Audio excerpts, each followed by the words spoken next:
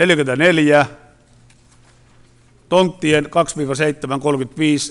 ja 2-7-36 hinnoittelu ja luovuttaminen vartalokodit. Valtuutettu Tanninen.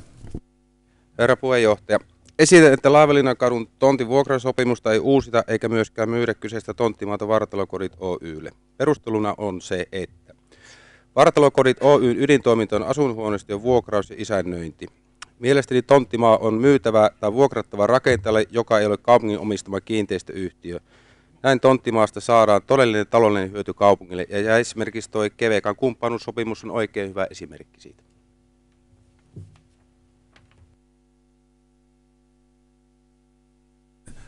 Pyydän kirjallisena esityksestä.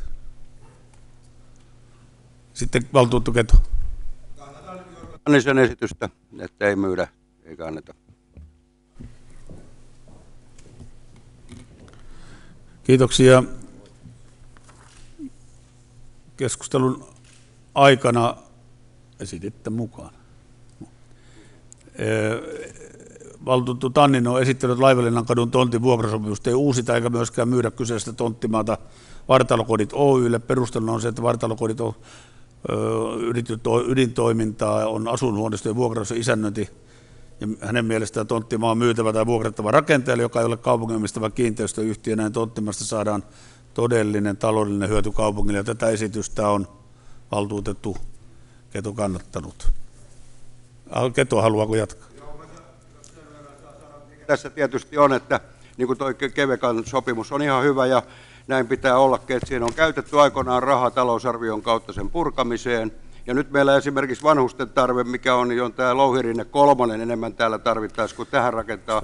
Ja jos me siirretään tämä koko juttu nyt yhtiöön, niin se on pois sitten tästä valtuusta. Täällä ei sitten enää siitä päätetä. Yhtiö voi korjaa sillä vaikka taloutta ja myydä sen jollekin muualle. Että se on yhtiön toimintaa tai valtuusto. Tässä niin kuin päätetään ja katsotaan mikä on se suunta ja se on 50 vuotta se vuokrasopimus, niin ei meillä nyt keskellä kaupunkiin kyllä niin pitkä aikaa on mahdollista pitää tonttia, jos sitä joku muu haluaa vapaalta markkinoilta ja tuo tähän muualta rahaa kuin tässä omassa nollasummapelissä. Keskustelun aikana keskustelu päättyy, kun ei puheenvuoroja ole. Keskustelun aikana on valtuutettu Tanninen valtuutettu Kedon kannattamana esittänyt, että tontin vuokrasopimusta ei uusita eikä myöskään myydä kyseistä tonttimaata Vartalokodit Oy:lle. Esitys poikkeaa kaupunginhallituksen esityksestä ja näin ollen on äänestettävä.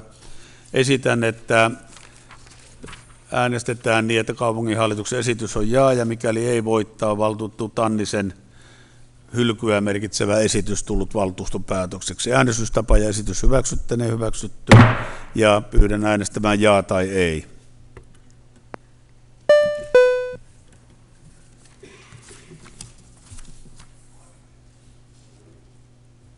No ei.